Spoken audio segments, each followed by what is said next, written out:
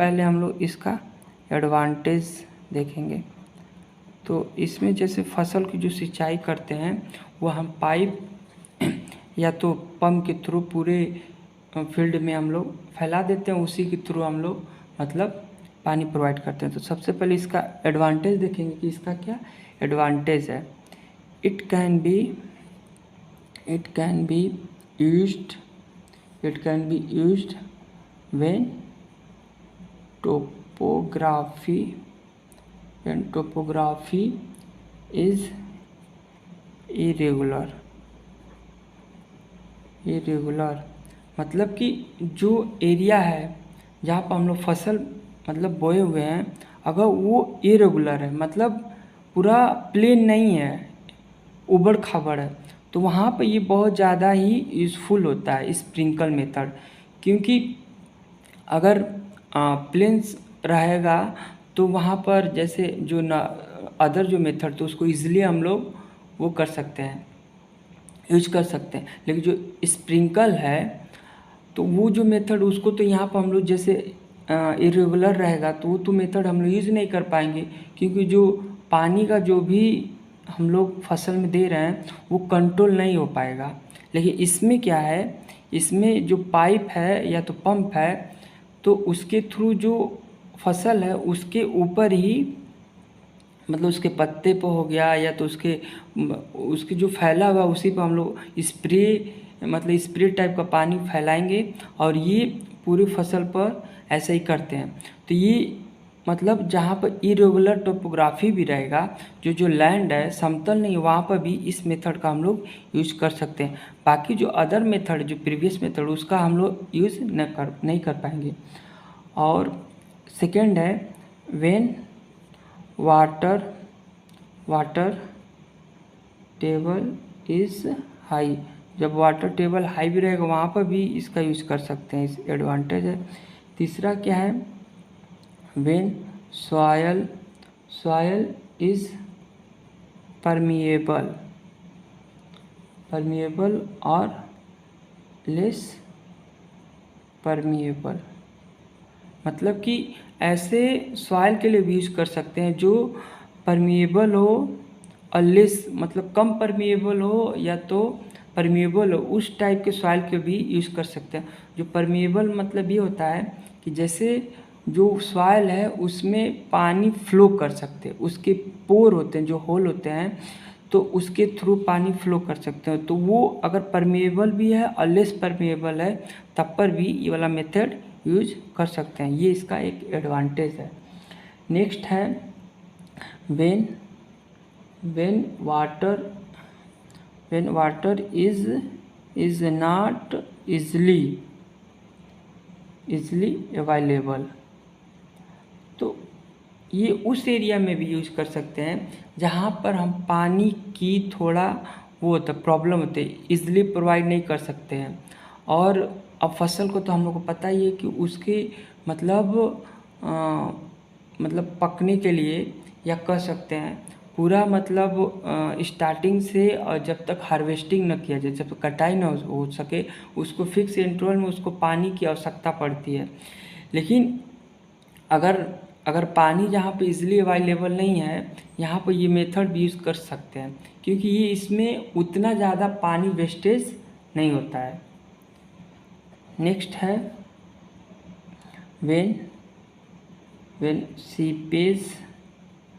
Seepage losses is more. जहाँ पर seepage losses मोर है वहाँ पर भी इसका हम लोग यूज़ कर सकते हैं। नेक्स्ट है when fertiliser and insecticides are to be mixed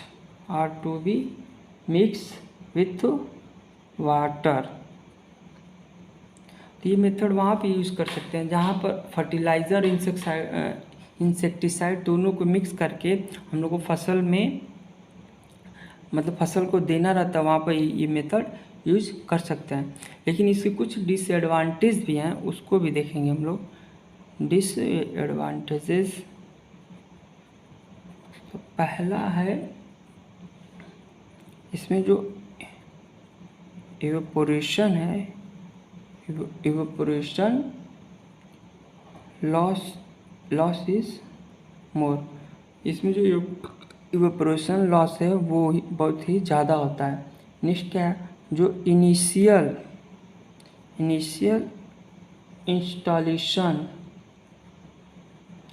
installation cost is high.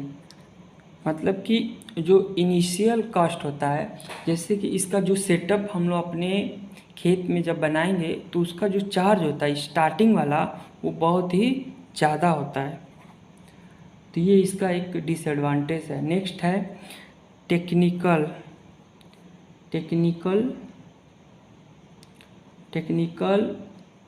Man power is required. मतलब कि ये ऐसा सेटअप होता है कि इसमें जो हम लोग लेबर यूज़ करेंगे तो वो थोड़ा टेक्निकली या तो स्किल्ड पर्सन को ही इसमें हम लोग रख सकते हैं। नेक्स्ट है दिस मेथड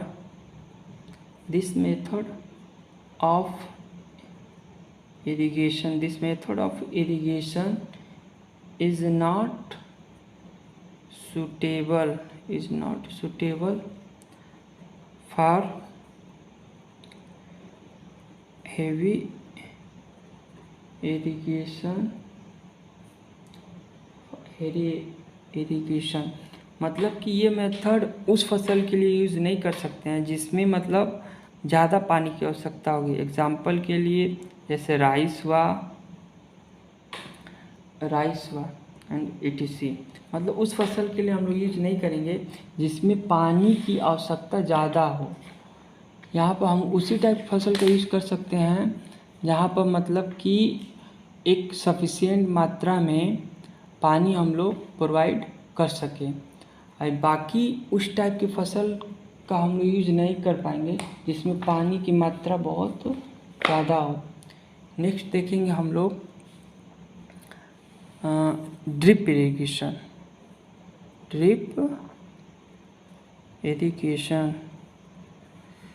तो इसकी डिफिनीशन देखते हैं कि इसमें क्या क्या point.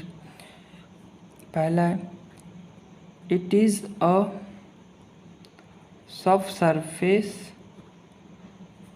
Subsurface irrigation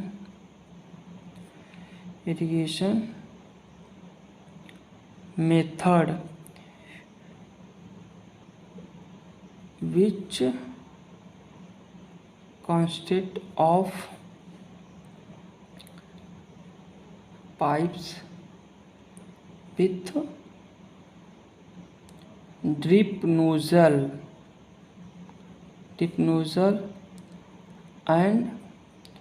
and water is discharged directly to the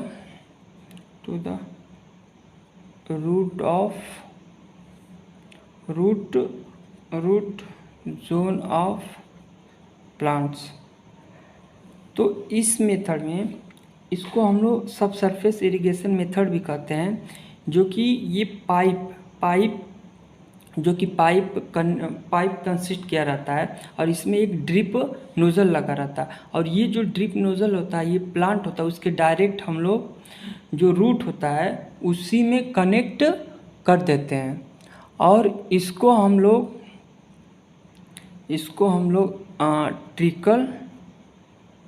trickle irrigation method भी बोलते हैं।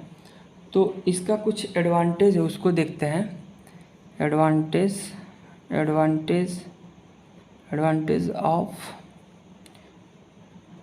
Drip irrigation.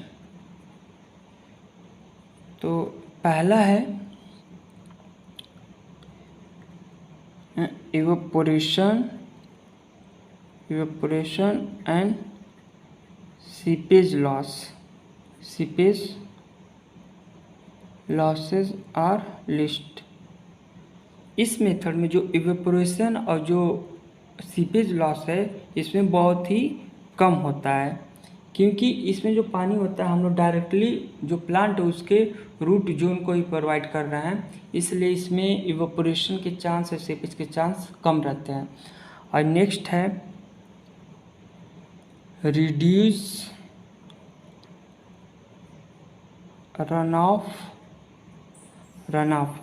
मतलब कि जो रन ऑफ की वजह से जो पानी नुकसान हो जा रहा था इसमें रिड्यूस कर देता है। नेक्स्ट है it has highest water application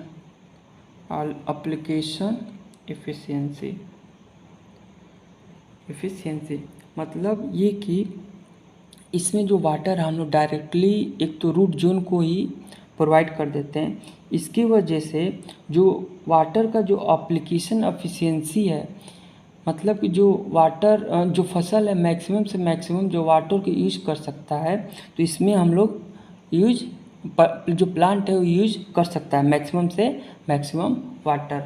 इसका कुछ डिसएडवांटेज है उसको देखते हैं। डिसएडवांटेज, तो डिसएडवांटेज में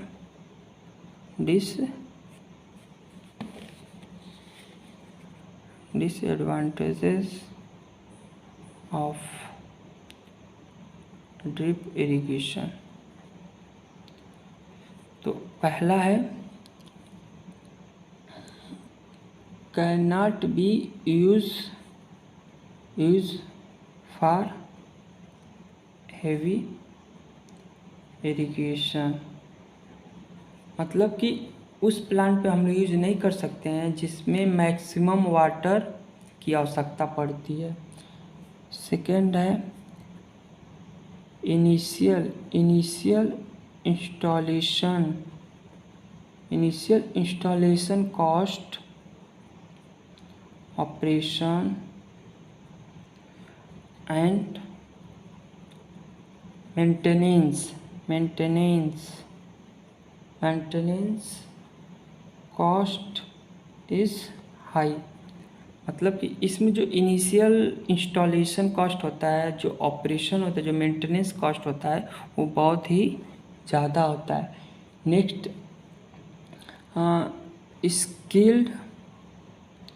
स्किल्ड पर्सन्स आर रिक्वायर्ड,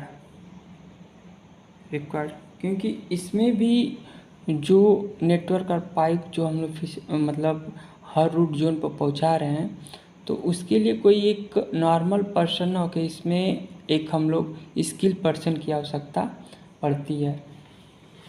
अब नेक्स्ट इसमें देखेंगे जो इरिगेटेड वाटर है, जो हम लोग इरिगेटेड वाटर हम लोग मतलब कि प्लांट को पहुंचा रहे हैं, तो उसकी क्वालिटी क्या, जो वाटर की जो क्वालिटी है वो क्या होनी चाहिए।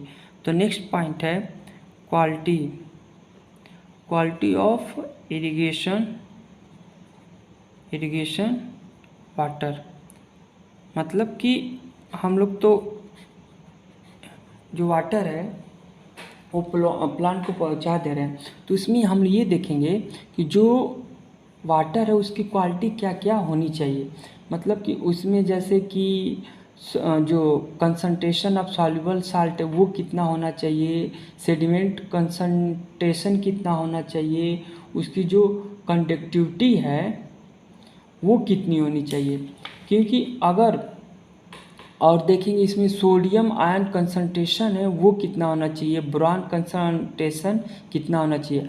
अगर एक लिमिट एक मतलब इसकी वैल्यू दी है, अगर उसके रेंज में नहीं रहेगा, अगर हम लोग किसी फसल में अगर वो पानी जब यूज़ करेंगे तो वो उस फसल को नुकसान पहुंचा सकता है। तो इसके लिए इसमें कुछ दिया है पैरामीटर कि कितनी में रेंज में इसको रख सकते हैं। तो सबसे पहला है इसमें, तो सबसे पहले इसमें दिया है सेडिमेंट कंसंट्रेशन। तो सेडिमेंट कंसंट्रेशन में हम लोग ये देखेंगे कि कितना होना चाहिए। तो पहला है सेडिमेंट कंसंट्रेशन। तो इसमें भी सेडिमेंट कंसंट्रेशन में भी इसमें हम लोग देखेंगे कि जो फाइन सेडिमेंट होता है, जो वाटर किसी मतलब सैंडी सॉइल से आके डिपॉजिट हो जाता है, तो ये जो हमारा लैंड है उसकी फर्टिलिटी को बढ़ा देता है। तो इस टाइप का हम लोग यूज कर सकते हैं। तो पहला क्या है, सेडिमेंट कंसंट्रेशन। तो इसमें देखेंगे व्हेन फाइन सेडिमेंट होता है, ये हमारा fine sediment from the water is deposited